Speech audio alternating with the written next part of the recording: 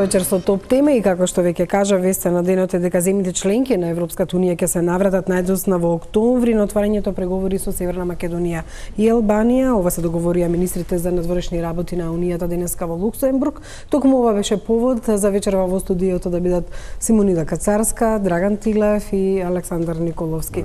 Ви благодарам што се согласивте, иако веќе некаде до 17:30, да речиси 18 часот беше неизвестно дали ќе бидат готови заклучоците, меѓутоа еве се пред нас ги видовме и можеме да ги дискутираме, меѓутоа со оглед на тоа што имаше и коментари од Луксембург, од министрите и од Хан, најпрво да го видиме извештајот на Тамара Гранчаровска за денешниот состанок на министрите. Најдоцна во октомври Европската унија ќе се наврати на прашањето за отворање преговори со Северна Македонија и Албанија, но без конкретен датум за старт на преговори е конечниот заклучок на Советот за општи работи на Европската унија, кој заврши попладнево по долга дебата која траеше од утрото. Еврокомесарот за проширување Јоханес Хан на пресконференцијата по Советот сепак рече дека се надева дека тоа нема да биде подоцна од октомври. Земјите членки ќе можат сега да решат веднаш по летото. Не носење одлука не е опција и убеден сум дека сите членки ќе имаат можност да го разгледаат извештајот на комисијата. Би сакал годинешниве заклучоци за проширување да бидат завршени со конкретни резултати, не подоцна од октомври. Тој на земјите членки им упати порака дека Унијата денеска ризикувала да нема воопшто кредибилен процес на проширување и се надева дека земјите ќе донесат одлука до после летото. Според него, политиката на проширување функционира само ако е заснована врз индивидуални постигнувања. За жал, малцинство земји не беа во можност да подржат чист предлог за старт на преговори со Албанија и Северна Македонија уште денеска. Комисијата цврсто верува дека Европската унија мора да ги награди оние кои испорачале се она што беше побарано во Луксембург пред една година.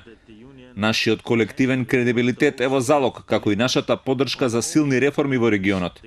Според него не се работи само дали Унијата е доверлива и фер со своите партнери, туку дека е во прашање кредибилитет, одговорност и стратешки интерес на Европската унија. Според него, подобро е Унијата да увезува стабилност отколку нестабилност.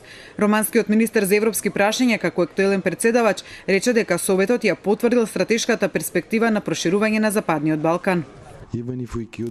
Иако сега не можевме да испорачаме, барем го зачувавме моментумот кој произлезе од договорот од Преспа.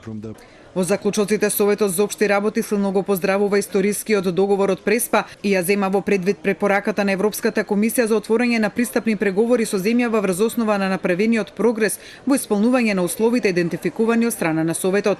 Со оглед на ограниченото време на располагање и важноста на прашањето, Советот ќе се наврати со цел постигнување јасна и суштинска одлука најбрзо што може и не подоцна од октомври оваа година, е наведено во заклучокот за земјава. Ова беше заклучокот од Луксембург.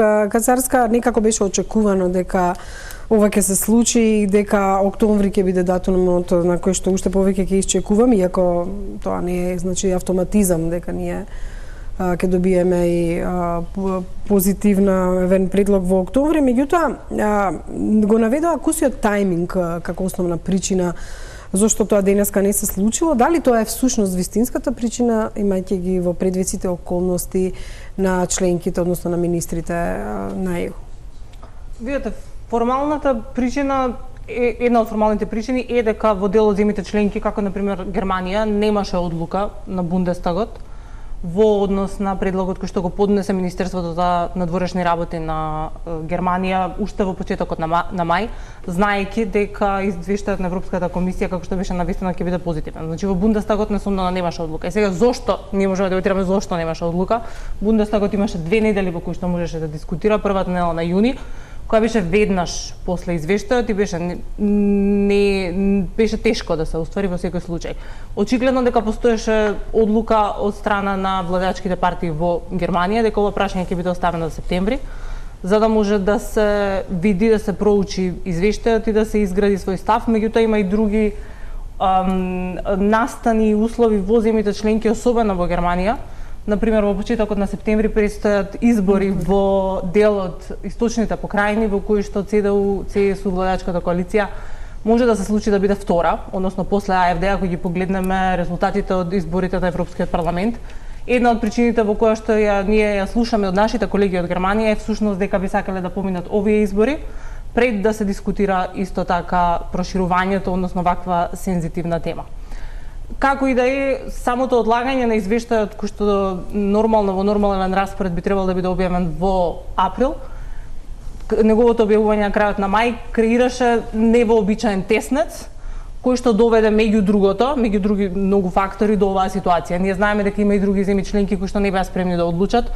Од она што го знаеме досега е дека и во Франција се уште нема јасен став, бидејќи има многу други прашања кои што се цени представителот како и нивните власти дека треба да бидат решени претходно.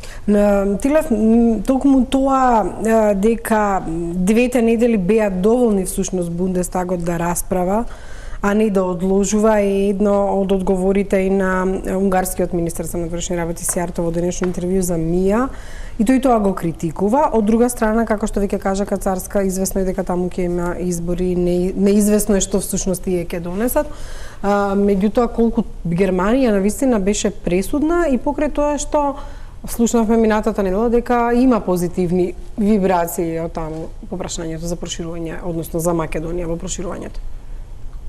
Да, прво би кажала дека 24-5 години веќе читам извештаи, заклучоци, препораки на Советот на Европската комисија и така натаму. Сум поминал низ многу фази, сум прочитал многу различни текстови и веќе можеме да процениме и да читаме и помеѓу редови и да видиме како оние текстови или оние заклучоци кои се однесуваат на регионот или на процесот на проширување или пак во случајов на Република Северна Македонија се дефинираат и од што се зависат. И кога ќе ги гледаме заклучоците и кога ги читаме заклучоците, секогаш треба да имаме во предвид дека тие не се резултат само и исклучиво на фокусот на Европската унија и земјите членки на регионот и на нашата држава, туку дека на дневен ред, како што е и денеска на Советот за општи работи или утре на Европскиот совет, има за утре на Европскиот совет има многу други точки, многу интереси, многу елементи кои што се во таа равенка со повеќе непознати и сето тоа помалку или повеќе влијае на крајниот исход, односно на крајниот резултат.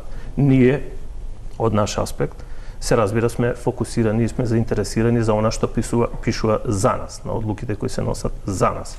Но мора да го подигнеме малку визирот и да гледаме на целиот тој процес и на текстот на самите заклучоци кои денеска се попладнево објавени и од тој аспект, од макро аспект, не само од микро аспект и од микро интерес. Така да овие заклучоци кои што денеска ги објавија, јас ги гледам и ги читам како експерт, бидејќи 25 години работам во процесот, како едно парче во мозаикот. Мозаикот кој се обидуваме да го склопиме и понатаму ќе се обидуваме да го склопиме за да дојдеме до целта, она што е наша и стратешка определба и стратешка цел, а тоа е евроатлантска интеграција, членство во НАТО и членство во Европската унија.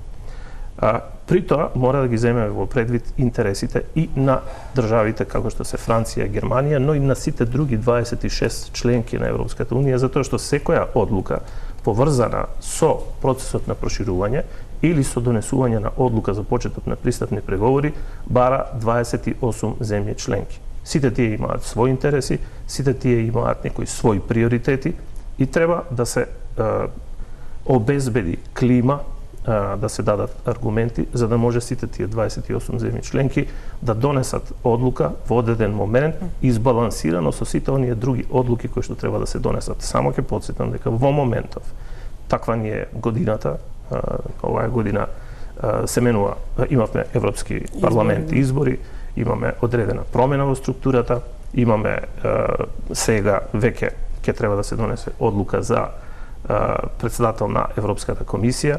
Тоа се све веќе елементи кои што се на маса и кои што се преговараат. Имаме одлука која што треба да ја усогласат земјите членки во однос на кој ќе биде подпредседател на комисијата одговорен за надворешна политика и безбедност. Да, многу работа треба да ги избалансираат овие земји. После тоа имаме одлука која што треба да се донесе за председател на Централната Европска банка, која што исто така е исклучително важна функција и е во целиот тој корпус на функции кои што треба да се договорат помеѓу 28 земји членки. Имаме нов председател на Европскиот совет, кој што исто така ќе треба да се стави на маса и треба да се договори помеѓу земјите членки и не помалку важно, а исклучително, јас би рекол, за нас интересно е новата агенда, односно стратешката агенда 2019-2024 на Европската комисија, која што на некој начин го определува идниот циклус или приоритетите и фокусот на Европската комисија наредниот период. Ке забележам дека во тие приоритети стои и проширувањето. Од тука, кога ќе ги ставите сите овие елементи на маса и кога ќе се подсетиме, а не само да се подсетиме, тоа е нашата генерацијска определба, јас би рекол, стратешката определба на државата е членство во НАТО и ЕУ, евроатлантска интеграција, а кога еднаш зрело ќе донесете таква одлука на ниво на држава, на ниво на сите entiteti кои што функционираат во таа држава, такви стратешки одлуки не се менуваат преку ноќ. И никако не се откажувате во остварувањето на стратешката цел, кога сте веќе еден чекор пред остварувањето на цел. Веќе апсолутно не можеме да разговараме за такво нешто. Николовски кажав дека беше очекувано сето ова, иако заради други работи, пак заради изборите во Грција, заради сето ова што се очекува во Германија, можеби посакувавме да не биде тоа октомври, меѓутоа сепак тоа се случи и коментарите се сепак дека одлуката е и политичка, а дека теснецот со тајмингот е само едно техничко прашање кое што е дадено и наведено. Па големо прашање дали е така. Ние веќе се беше во ред, требаше Македонија да добие датум за почеток на преговори во јуни 2018 година. Ова е втора утешна награда која што се гледам владата и одредени блиски структури на владата се обидуваат да ја промовираат. Треба да се вратиме на основите, а тоа е дека се до подпишувањето на Преспанскиот договор практично не постоеше ни една следна пречка, освен ветото кое што Грција секоја година го ставаше на одлуката за почеток на преговори на помеѓу Македонија и Европската унија. За да нас не се случи да на 17 јуни минатата година се потпиша тој Преспански договор, а веќе на 29 јуни Европската унија, односно Советот, да донесе одлука дека нема Македонија да почне преговори таа година и да се одложи одлуката за една година. Тогаш прво премиерот Заев даваше изјави дека сме добиле датуми, дека тоа е јуни 2019 година, са потоа веројатно да го посоветуваат околу него дека не е баш така, па се каже дека ќе се одлучи во јуни 2019 година. Па гледавме изминативе неколку недели како се напаѓаа европските лидери на чело со Меркел и директно и индиректно, како тие да се криви за ова што се случува. Се ветуваш нели оставки на влада и предвремени избори за сега да се бега од таа работа и да се поставува октомври како некој датум. Јас лани во април кажав дека ако не се спроведат реформите, лани не се спроведува, нема да има датум, иако се реши проблемот за името, тоа уште не беше решено. Меѓутоа тука не е ништо споменато, освен позитивната оценка за решавање на проблемот со името и договорот со Бугарија. За жал, тие мои предвидувања лани се реализира. Велам за жал затоа што јас сакам да државата добие датум за почеток на преговори. Некаде во ноември лани, после изгласувањето на првата фаза на уставни измени во собранието, кој имаше една еуфорија во државата дека ете готово трне работите, повторно кажав дека ако не се изреализираат реформи и следната година, тоа е оваа година, во јуни државата нема да добие датум за почеток на преговори. Бев напаѓан, навредуван и така натака. Еве го дојде јуни, повторно Македонија нема датум за почеток на преговори. Внимавајте, зборуваме за датум за почеток на преговори. Не зборуваме за членство. Значи преговорите се една растеглива категорија која што може да трае кратко, средно, долго, може и никогаш да не завршат. Значи Македонија е доведена во ситуација да европските држави не сакаат да почнат преговори за членство. Камо ли ја зборуваме за членство, што е резултат на едно тотално фијаско. Јас го објаснував и во колумни. Во два дела е фијаското. Првото е неиспорачување на реформи, цвета корупција во државата, економијата оди наназад, за жал, немаме јасен систем на владење на правото, односно се тоа заради кое што оваа влада ја доби до вербата и формираше влада, не само што не го реализира, туку одиме назад. И второто е апсолутно погрешната стратешка одлука донесена минатата година да влеземе во исти пакет со Албанија. Да, ќе го дискутираме тоа како посебно прашање, колку всушност сега зависеше од Македонија и ова што го наведува Николовски неисполнување на условите, односно реформите, бидејќи во извештајот ЕКУС, односно во заклучоците се вели дека се поздравува договорот од Преспа и добрососедските односи со Бугарија, меѓутоа се одложува датумот за отпочнување на преговори. Нема наведено ништо повеќе од тоа. Видете, основата за одлуката за почеток на преговори, барем формално, се носи меѓу другото врз основа на проценката на Европската комисија во извештајот за нашата земја. Ако го погледнеме извештајот од 29 мај, во него Европската комисија јасно според неа назначува дека земјата ги исполнила критериумите кои што ги поставија на Ланскиот совет. Сега, во меѓувреме треба да сме свесни дека и во процесот на проширување постои една тенденција, особено во изминатите неколку години, а можеме изминатата деценија, да земјите членки прават своји посебни проценки и не се потпираат исклучително на проценката на Европската комисија. Тоа во академските кругови се нарекува ренационализација на процесот на проширување и е особено значајна во земјите како што е Холандија, делумно Германија, кои што особено за владењето на правото прават своји проценки.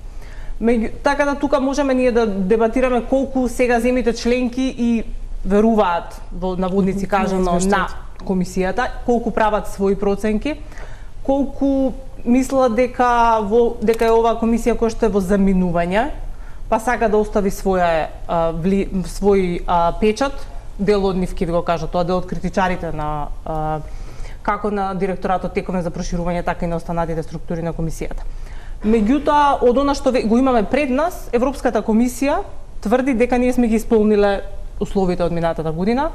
Воедно и во однос на минатата година тоа што е различно, сега сме веќе во ситуација во која што договорот од Преспа се спроведува. Лани јас бев исто така еден од разочараните затоа што ние немавме датум за преговори, како што сите мислам дека денеска сме делумно обесхрабрени, меѓутоа исто така треба да сме свесни дека јас сметам дека со оваа одлука, со најавата за октомври, сепак ние сме во некоја фаза во која ако погледнеме наназад, никогаш поблиску до дискусијата и до одлуката за преговори не сме биле.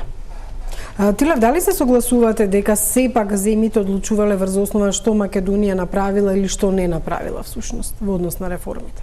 Не, јас се обидов на самиот почеток да кажам дека повеќе елементи има во самата рамка. Доколку, пак ќе повторам, читам извештај 20 години.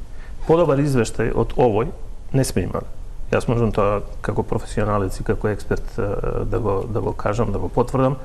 Се разбира во секој извештај наназад ако се навратите или овој ако го прочитате, има елементи кои што се позитивни, има и елементи кои што не се негативни.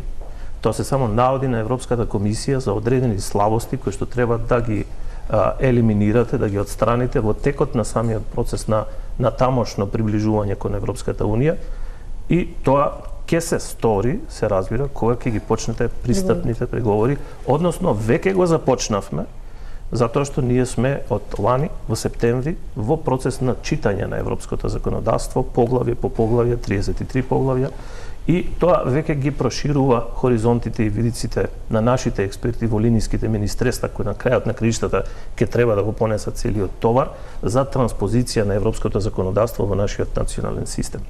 Од тука овој извештај го ценам како исклучително позитивен, и тоа е потврдено со самите заклучоци на денешниот Совет за општи работи. Прво, не можете и не треба да ги гледаме заклучоците на Советот за општи работи издвоено од извештајот.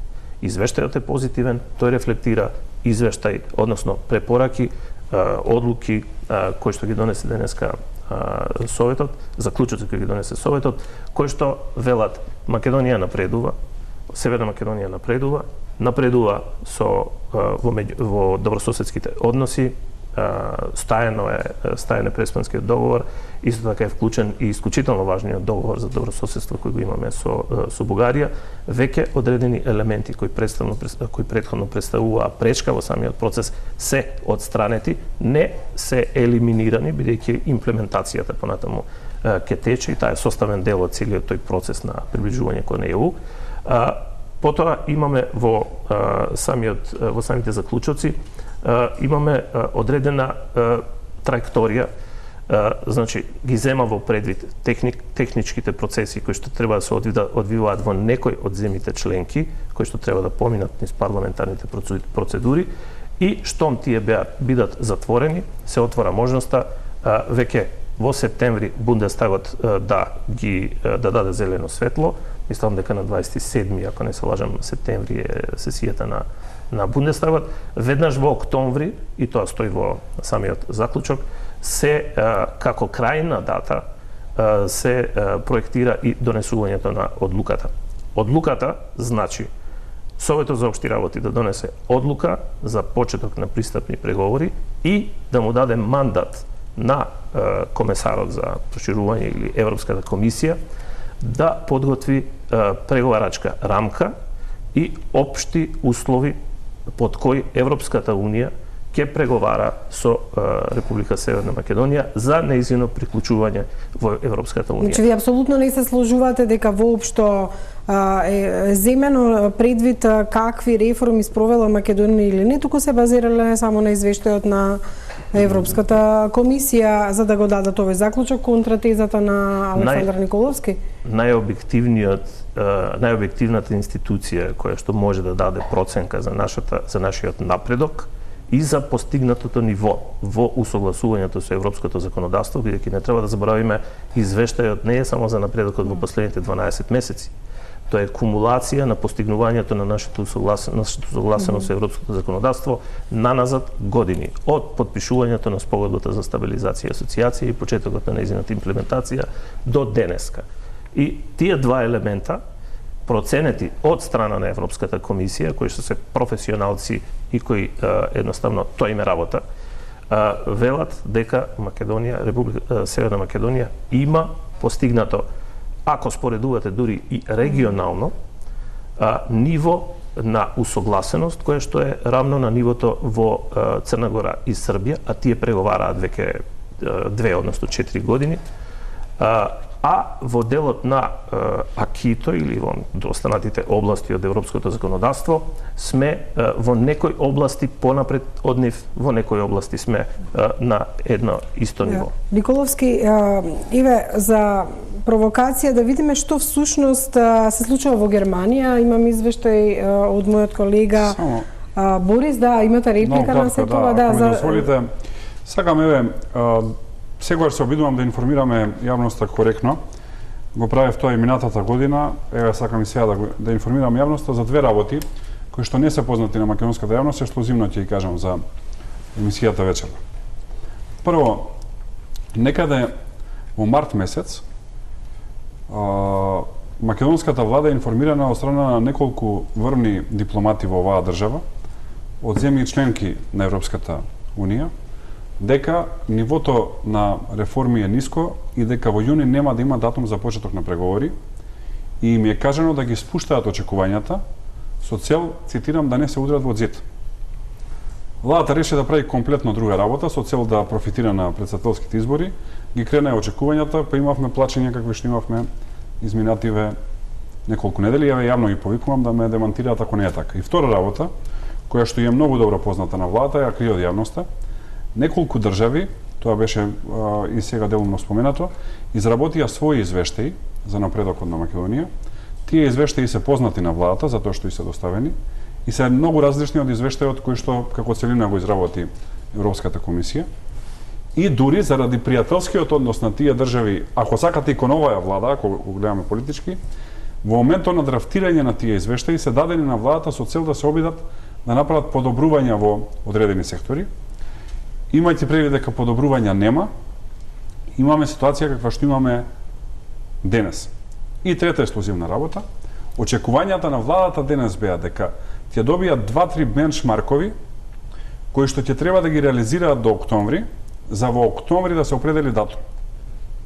Денес немаме ни бенчмаркови, што значи дека најдоброто што можеме да го очекуваме во октомври е во октомври да добиеме неколку бенчмаркови, за да не разберат граѓаните неколку услови, за кои што ќе се даде временски период во кој што ќе треба да се реализираат, па доколку се реализираат, дури тогаш да се определи датум за почеток на преговори, што значи во најбелото сценарио Прашалник е дали до декември 2021 година, 2020 година, се извинувам, ние можеме да очекуваме дека суштински би почнале преговори со Европска За ова мора да го Еве, ги прашаме нафрлам на овие три господинот тези. Тилев, бидејќи сте Тилев е експерт, ги нафрлам за експерт, меѓутоа, премиерот, да, ги дали имате- нафрлам за дали министерот за ви е нешто од ова надворешни и познато? за вице-премиерот за Јас- европски прашања.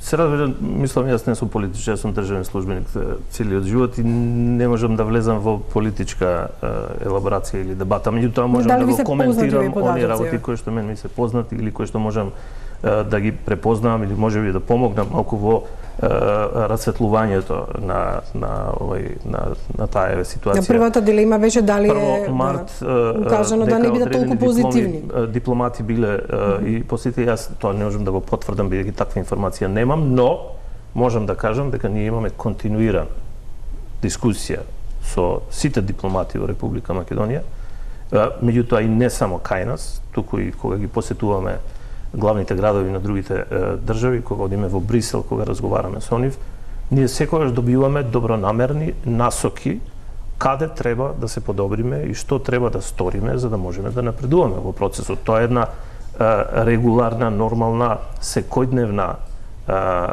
дискусија, дебата, Меѓутоа, канал дали на тоа треба да се комуникација. искористи за да се направи една еуфорија, како што ја нарече Николовски пред председателските избори, да толку да се подигнат очекувањата на граѓаните, за да потоа не настане разочарување. Ако сме добри добронамерни совети, дека не треба да бидеме толку позитивни. Јас не завршив бидејќи таква комуникација со сите земји членки ние имаме наназад деценија и пол. Значи тоа не е нешто ново. Се разбира, одредени држави имаат фокус на одредени елементи, одредени држави имаат одреден интерес во одредени области, можеби имаат инвеститори, можеби имаат судски случаи, имаат од сите аспекти. Тоа се дипломати кои се разбира ги застапуваат интересите на своите држави и тоа е сосема легитимно, исто така како што нашите дипломати тоа го прават во Брисел и во другите земји каде што дипломатите се представени. Втората работа беше дали се извештај, да. Извештај, па се разбира, тоа се пишува секојдневно. Јас сум бил 5 години во Брисел како министер советник и моја задача беше секојдневно да пишувам извештаи за тоа све што се случува. Не зборувам за извештаи кои што амбасадите од овдека се ги пуштаат до главните градови. Не зборувам за тоа, за да сме јасни. Зборувам дека неколку држави членки на Европската унија, не во Скопје, дома во главните градови, си имаат изработено засебни извештаи за прогресот на Македонија, на Албанија во однос на проширувањето. И тие извештаи не кореспондираат со овој извештај, дури напротив, еве уште една информација, се приложени, цело досие за корупција е приложено од страна на амбасадори на неколку земји членки во Брисел, значи на пример амбасадор на X држава во Брисел оди кај комесарот за проширување и кај високата представничка за надворешна и безбедносна политика и вели на пример добар ден. Дали имате информации за корупција во Македонија? Овие велат во Македонија нема корупција. Еве и файл дека има. И кога сето ова ќе го составите, еве јавна провокација за Димитров и Османи да одговорат дали е така или не е така. Коментарот го разбирам. Меѓутоа во извештајот не пишува дека во земјата нема корупција. Таму стои дека се уште се бориме со тој проблем и се разбира тоа е проблем. Меѓутоа веројатно ми Александар мисли на конкретни случаи на корупција наведени во тие извештаи. Јас не би можел да знам, не знам која земја што предала и како предала, но само укажувам дека бидејќи извештајот има одредена методологија како тој се подготвува и во неговото подготвување учествуваат многу повеќе фактори отколку што ние ги препознаваме. Учествува прво државата, Република Северна Македонија доставува 2 пати во текот на годината прилози за целиот напредок во текот на годината со сите детали и помеѓу тие 2 пакета доставува редовно извештаи. Тоа не е нас работа, ние како секретаријат за европски прашања. Ова се веројатно извештаи на самите земји на Република Северна Македонија. Но во исто време Европската комисија прибира материјали и извештаи од сите дипломати кои што се во Македонија, сите меѓународни организации и невладиниот сектор исто така учествува и тие сите се обработуваат информации пред извештајот да се финализира. Секоја информација која што може да се потврди од страна на Европската комисија, која што е аргументирана и докажлива, таа може да влезе во извештајот. Доколку се работи за нецелосна, недокументирана или можеби шпекулација, се разбира дека Европската комисија професионално Третата работа да беше дека ќе добиеме бенчмаркови задачи кои што всушност повторно ќе го одложат датумот за Јас ќе потсетам на извештајот и на речникот, односно зборовите кои што се употребени во извештајот од страна на Европската комисија, во кое што стои Европската комисија препорачува да се започнат пристапни преговори со Република Северна Македонија сега. Без никакви услови. Никакви условувања и затоа ние велиме, тоа е и вака и технички сосема коректно, без условна препорака. Ние имавме условни препораки, ние имаме во случајов без условна препорака. И сега во самите заклучоци од Советот за општи работи не стои дека имаме било какви одредници или Да, тоа го кажам. Значи очекувањето беше дека дека во октомври би имало. Одредници нема, што значи дека во најдобар случај ќе имаме одредници во октомври, да ви кажам зошто. Видете, ама само Јасен е и речникот тука, каде што вели дека ќе се донесе одлука, а не дека ќе се донесе датум за почеток на преговори во октомври. Што значи дека во октомври, во најдобар случај за нас, одлуката ќе направете ги овие 3, 5, 10 работи до март и ќе видиме март што правиме. Еве времето ќе покаже дали сум во право или не. И за Албанија дека сме го истакнува беше научна фантастика, па не е научна од технички фантастика. аспект морам да разјаснам. Значи се носи одлука за почеток, тоа на почетокот го кажав, одлука за почеток на пристапни преговори и се доделува мандат на Европската комисија да започне преговори со сите земји членки на Европската унија, да подготви заедничка позиција на ЕУ, генерална заедничка позиција на ЕУ со преговарачка рамка. Значи, за тоа станува зборот. Кацарска, верувам дека и вие имате, дали имате вие вакви податоци дека е такво нешто се сме ги добили, меѓутоа не е ништо ново да земјите членки прават посебни извештаи дека следат напредокот. Мислам, секој од нивните министерства за надворешни или канцелариите кои што се одговорни за проширувањето го следат процесот и тоа воопшто не ме изненадува. Сега за содржината тука не би можела во секој случај да коментирам, меѓутоа ценам дека доколку кај земјите членки постоеше толку големо нестогласување, тогаш ќе го видевме или во заклучоците денеска веќе ќе го видевме во однос на неприфаќање и така натаму, така да тука би се служила дека во оваа фаза во која што ги гледаме ние заклучоците, навраќајќи се на самиот извештај, дополнителни услови нема и искрено не очекувам во октомври, иако можеме да ги интерпретираме во секој случај различно. Само да напоменам што кажа Хан, го слушнавме и во извештајот и тој вели внимателно ги слушав нашите земји членки, тие рекоа дека многу ја ценат Северна Македонија, така што уверен сум дека ќе има зелено светло во октомври одговарајќи на прашања и тој смета дека, значи за жал вели малцинството земји членки, значи не вели мнозинството, туку малцинството земји членки не прифатија отварање на преговорите. А ако е точно како што велите вие дека постоели извештаи со негативни оценки за Македонија, тогаш како е можно тоа да не излезе воопшто на површина, па само малцинство земји членки да не го прифатат отварањето на преговорите? Беше и досега споменато и заради јавноста, одлуката се носи со апсолутен консензус, така што не се носи со мнозинство. Од тука ова што го објасни Тилев, зошто треба да се согласат сите и исклучително добро беше објаснето, не би повторно се навратил на тоа. Значи, не малцинството, туку една држава, ако не се согласува, почеток на преговори нема да има. Дали не мислите дека ова е да се избегне такво нешто? Ако Франција не сака да отпушат преговори, да не се доведеме во таква ситуација. За жал на Македонија, во овој момент, тоа малцинство, ако го соберете како економија, или ако го соберете како број на жители во Европската унија, е мнозинство. Односно, во малцинството, како бројка, спаѓаат најсилните држави во Европската унија. На почеток се обвинуваше само Франција дека е проблем, сега еве гледаме дека и Германија е проблем, па имавме една тирада против канцеларката како да таа ги носи одлуките врз основа на тоа какво е расположението на утро кое ќе се разбуди. Сето ова ние можеме да го гледаме колку сакаме широко, но се сведува на една реченица. владата е неспособна и не испорачува. И тоа е тоа. А меѓутоа тоа не стои, сепак ќе кажам во денешната во заклучок. Видете вака, има и секогаш, сега треба да сме свесни дека имаме работи со цивилизиран културен свет, има начин да ви го кажат тоа директно и на владата е кажано уште во март директно и во лице и брутално и секако во јавност го кажуваат на еден исполиран начин, но фактите се дека втора година со ред Македонија не добива датум за почеток на преговори, нешто што е сосема спротивно од ветеното од страна на владата. Ќе видиме да заврши годината сега јули. Само јас сакам да замолам да видиме каков е односот на Германија.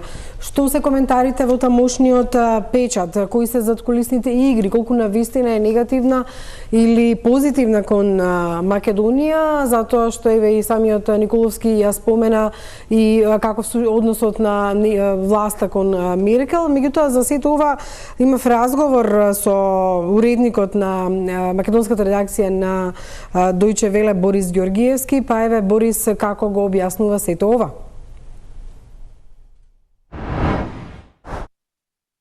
Да, Жане, без оглед на конечниот изглед на заклучокот за Северна Македонија, известно е дека одлуката за доделување датум за почеток на преговори со Унијата се префрла за наесен. Главна причина остана одложувањето на расправата во германскиот Бундестаг, затоа што германската влада не може да ја минува одлуката без полномошно од својот парламент. Доколку расправата, како што е најавено, се одржи до крајот на септември или почетокот на октомври, понатаму не би требало да има пречки за Македонија да ги започне преговорите. Барем не од Берлин.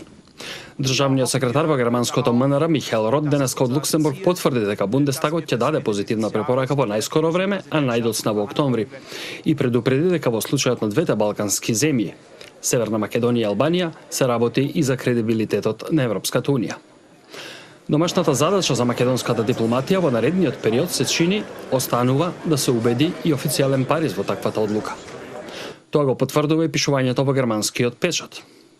Порталот Euroactiv денеска пренесе повеќе изјави на неименувани дипломати, кои ја отсликуваат атмосферата во повеќе европски главни градови. Од тие ставови дознаваме дека Холандија и Германија веќе одлучиле да одобрат почеток за преговори само со Северна Македонија, но не и со Албанија. Понатаму, дека Италија и натаму инсистира Албанија да остане во пакетот, но и дека Франција никако да одлучи што ќе прави. Според неименуван француски дипломат, Париз се мисли дали да го следи патот на Холандија и да даде зелено светло само за Скопје. Според Euroactiv, клучот за раздвојувањето на Северна Македонија и Албанија од пакетот сега е во рацете на Франција и на Европската комисија. Со оглед на тоа што Брисел не сака да поддржи таков план, преостанува уште Париз да пресече, односно одлуката да се донесе на ниво на шефови на држави и влади на Европската унија. Во таа насока за индикативна може да се смета денешната изјава на комесарот за проширување Јоханес Хан, кој за германскиот весник Handelsblatt воопшто не ја споменува Албанија.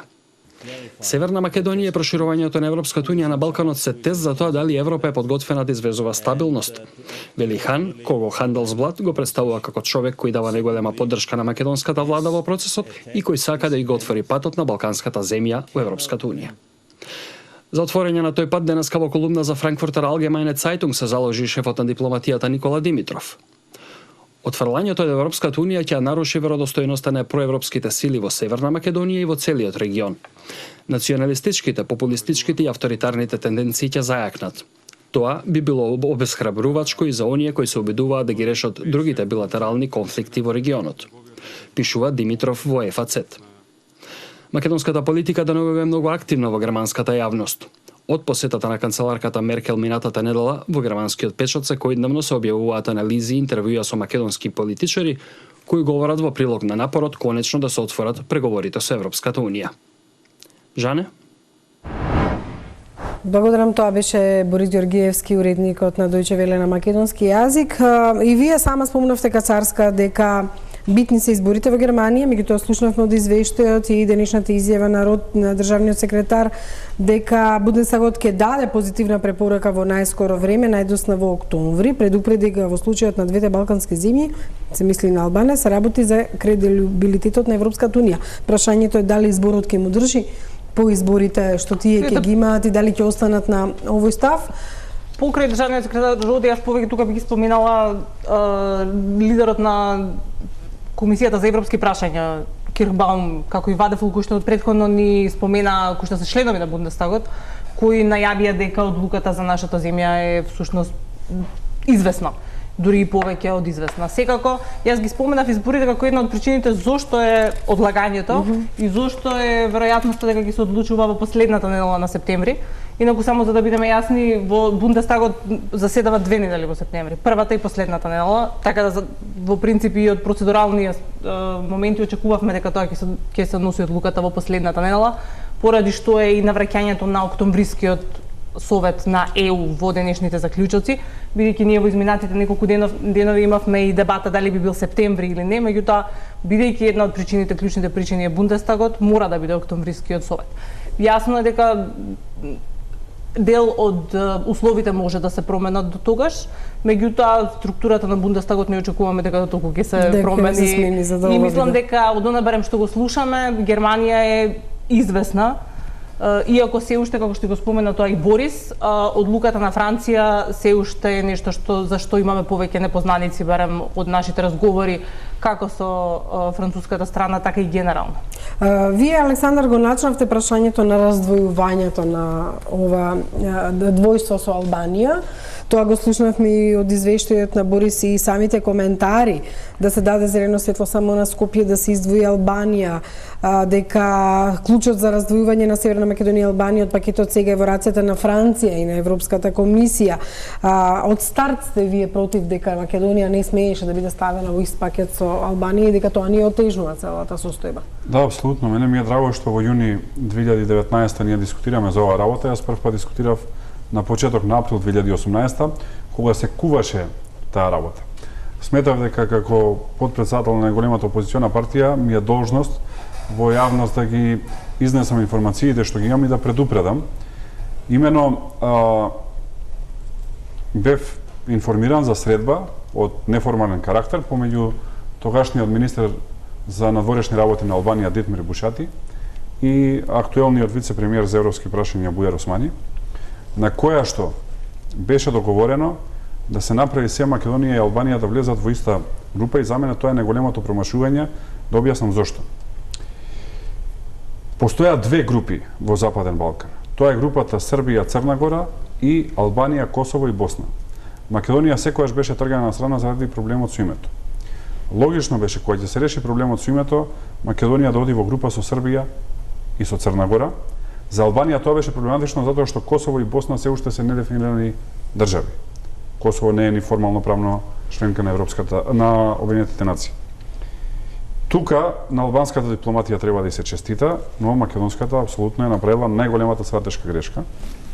Една од работите што беше договорена е затоа што Албанија веќе не можеше во април минатата година односно состанокот бил во февруари, да очекува дека може да ги изреализира реформите, да забави Македонија.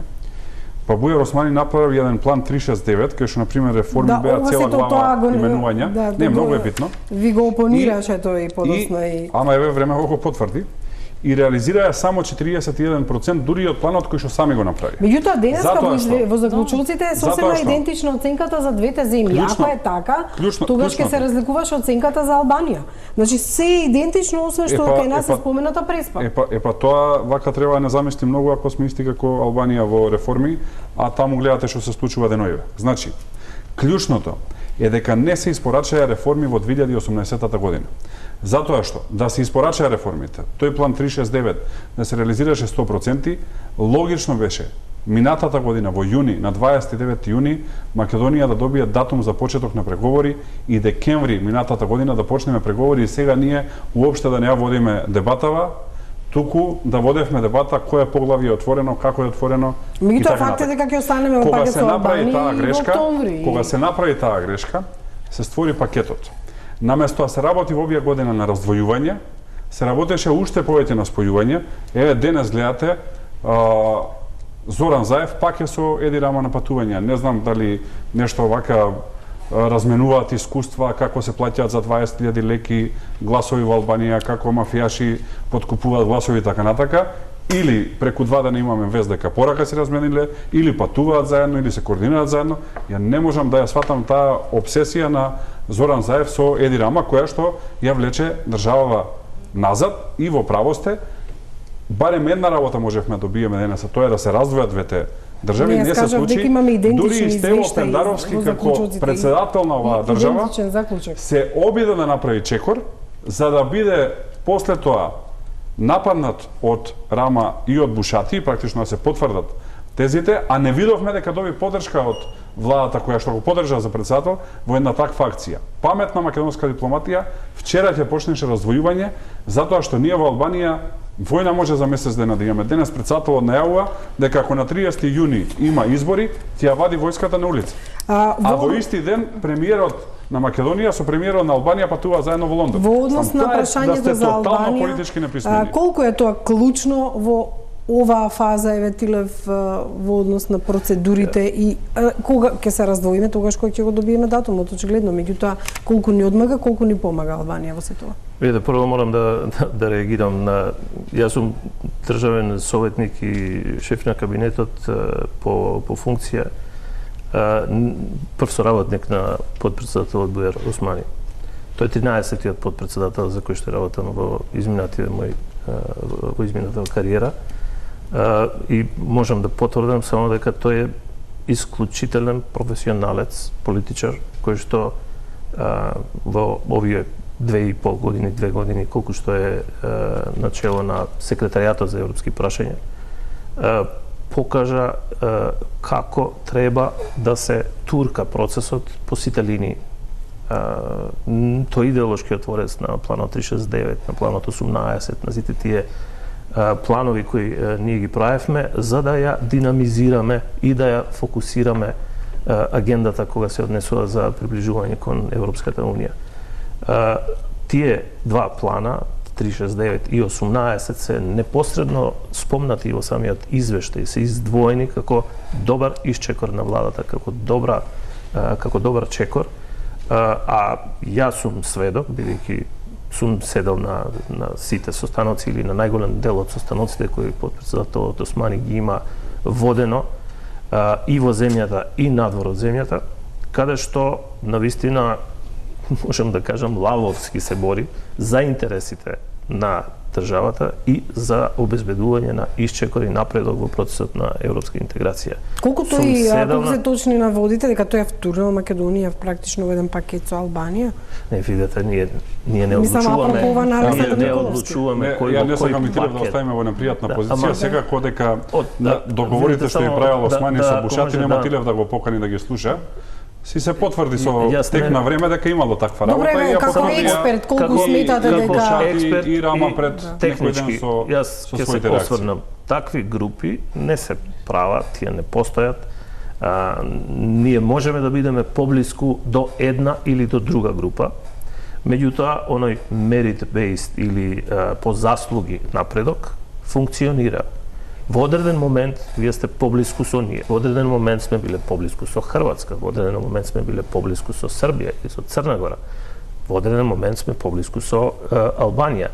Јас сметам дека како од експертски агол дека е добро двете држави и сите држави во Западниот Балкан да се движат напред. Кога би можеле сите заедно да одиме напред, тоа би било идеално.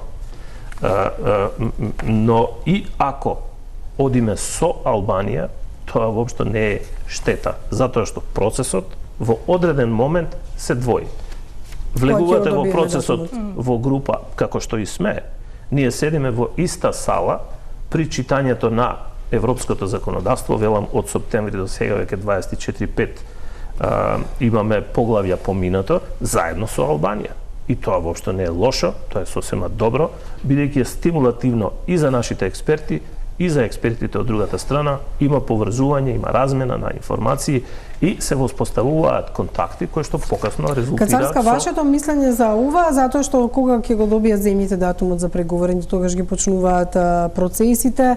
Факт е и ова што го кажа Тилев, низ годините едно време бевме дури пред Хрватска, па потоа не бевме, па се бркаме некако со другите земји од регионот. Значи, пакетот во голема мера, јас дури не го сакам тој збор, постои во нашите глави. Бидејќи како што гледаме денес од заклучоците и ги покажавте, постојат два заклучоци, при што во нашиот е особено поздравен на историскиот успех од договорот од Преспа и договорот за добро соседство со Бугарија. Во Бундестагот, за кој што претходно говоревме, ќе бидат донесени две одлуки. Во холандскиот парламент, како што знаеме пред некоја недела, беше донесена одлука со која што не беше дадена поддршка за преговорите со Албанија, што не беше случај со нас. Значи мораме да имаме во предвид дека пакетот е повеќе дискурзивен, повеќе како концепт, бидејќи во овој момент двете земји се во оваа фаза, меѓутоа тоа нам не ни ја одзема предноста која што ја имавме и која што господин Тилев ја спомена претходно, дека ние во моментот кога ќе се процени усогласеноста и кога ќе се направат скрининг извештаите, ние ќе бидеме многу повеќе поблиску до групата на Србија и Црна Гора, зашто Европската комисија со години од 2011-та потврдува.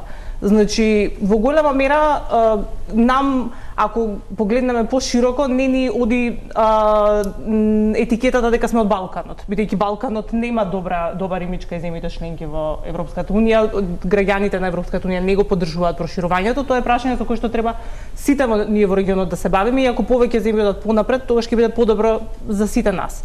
Меѓутоа, мора да имаме предвид дека сепак во секоја од земјите ќе бидат донесено посебно одлуките.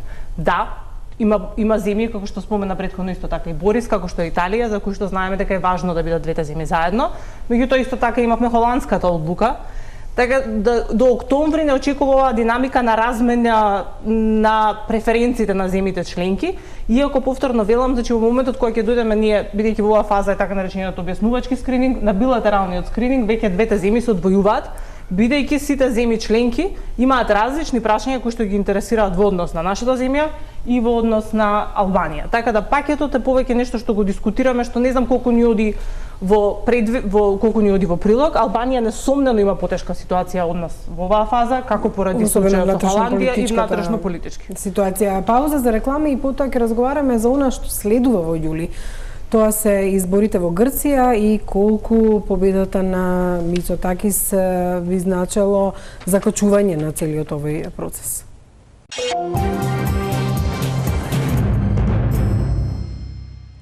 Во завршница сме на оваа дебата, апропо заклучоците на Советот на министри во Луксембург попладнево. За крај останува кацарска едно отворено прашање, исто така што е многу битно за Македонија. Исходот на изборите во Грција, кое што се вели за 2 недели, има две варијанти, меѓутоа рейтинзите покажуваат дека многу е известна и победата на Мицотакис и можноста тој да направи влада. Доколку тој дојде на власт во Грција, во октомври повторно ќе наидеме на некоја тешкотија. Има варијанта Грција да постави дури и вето или некакви услови за да не може да добиеме датум за отпочнување на преговори.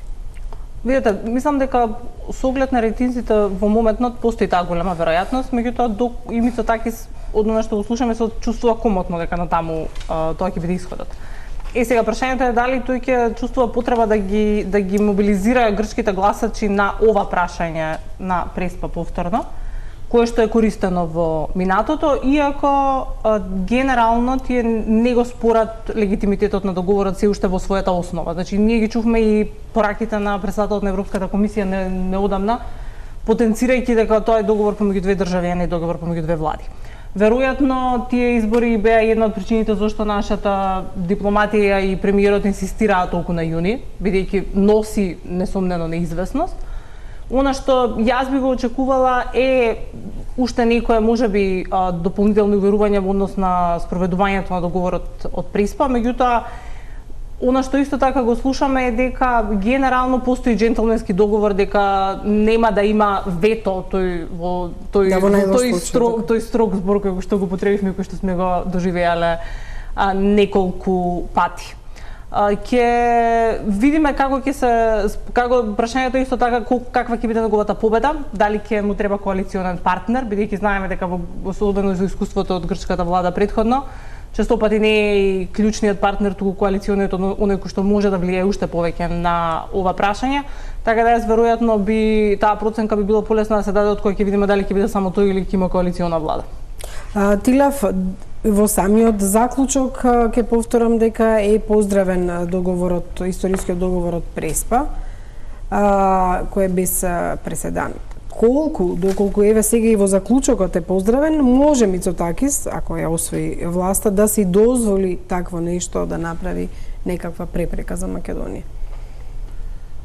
Прво ќе се работи за избори. Ова е хипотеза, мислам се. Ќе се работи за избори Предпоставка. кои следат. Се разбира, рейтинзите се веќе некаков показател, но не можеме да предвидиме дали така ќе биде и како ќе завршат изборите. Во Грција дали ќе се формира и кога ќе се формира владата, но моето длабоко убедување е дека Преспанскиот договор веќе има одреден корен на двете страни. И тој корен не е само на политичката страта, туку е и во институциите, па би рекол малку и пошироко. Ќе потсетам само дека имаше прва седница на влада со влада, посета на премиер на Грција Кајнас, која резултираше со подпишување на низа оперативни документи, кои што обезбедија непречена или интензивирана, би рекол, комуникација на сите нивоа. Институциите помеѓу себе комуницираат на дневна основа, па имаме подпишани меморандум за соработка во делот на евроинтеграциите, имавме веќе и посета на Атина, договоривме структура, договоривме у кои се области ќе имаме таква соработка, или поентата ми е, сакам да кажам дека не е само политичкото највисокото ниво, туку и надолу, институционално, луѓе со луѓе, општини со општини, комуникацијата е збогатена, така да тоа не може да се пренебрегне како позитивен ефект од самиот Преспански договор, кој што предпоставувам, тоа можам само да го предпоставам, дека нема политичар кој што туку така ќе го отфрли. Или дури ако се анализираат некои од изјавите на господинот Мицотакис, тој не е персе против самиот Преспански договор и не го става под знак прашање. Во имплементацијата може ке се јават одредени разлики, меѓутоа тоа е прашање кое што но не верувате дека ќе биде? Не верувам дека ќе се блокира Република Северна Македонија повторно на патот кон ЕУ, од причина што мора да забележиме дека овој билатерален договор има и регионален ефект, има и европски ефект. Да, затоа споменав дека е во заклучокот нагласен. И токму тоа сакам да го потенцирам, дека тоа е веќе заклучок на 28 земји членки. И тие 28 земји членки се разбира секој од свој агол ќе се обидат да обезбедат простор и подлога за тој Преспански договор да си продолжи со имплементација. Какви се вашите мислења во однос на можноста, доколку Мицотакис дојде на власт, да направи практично проблем во октомври? Од друга страна ќе посетам дека и лидерот на вашата партија овде во ова студио кажа дека прашањето за Преспанскиот договор би се отворило доколку Мицотакис сака да го отвори. Па прво општо мислам дека клучното прашање е дали и колку владата ќе направи во овој период до октомври во смисла на реформи. Јас сум песимист, имајќи предвид искуството претходно. На пример, многу е поврзано со корупцијата. Да, меѓутоа ме прашам за Мицотакис. Ќе ви одговорам, поврзано е. Многу е поврзано со корупцијата. Имаме 10-дневен молк на министар за здравство, кој што јас лично го повикав да каже дали тендерот за стерилизација ќе оди кај XY личности фирма, кој што ја кажав по име и презиме, немаме реакција. Веројатно ќе е така. По однос на Мицотакис, тоа си работа на Грција, кога ќе изберат за премиер, но пак доаѓаме до суштината на тоа колку е лош Преспанскиот договор, односно практично полош договор не можевме да добиеме, да вие подпишете договор за национално преименување со единствена цел, одам на поентата, со единствена цел членство во НАТО и Европската унија и да немате заштитна клаузула во истиот договор. Односно да одите на среќа, како што сега би одела државата, тоа само покажува колкав аматер сте кога подпишувате таков договор. Мислите дека требаше заштити Македонија да постави услов дека ниту еден премиер на Грција не сме минимум што можеше да го има во тој договор е дека нема да се блокира членството во НАТО и во Европска унија. Затоа што и референдумското прашање со кое што ние не се согласивме беше дали сте за прифаќање на договорот со Грција за членство во НАТО и Европска унија. 2 години ние датум не можеме да добиеме и сега треба да се плашиме кој ќе победил во Грција да не случајно не блокирал, затоа што договорот нема заштитна клаузула, затоа што го правеа и подпишаа аматери. Значи не исклучувате можноста и тоа да се случи евентуална блокада. Ви благодарам на сите што бевте гости во топ тема. веднаш по донесувањето на заклучоците на министрите за надворешни работи на Унијата во Луксембург. Ви благодарам за вниманието. Останете со програмите на Кром.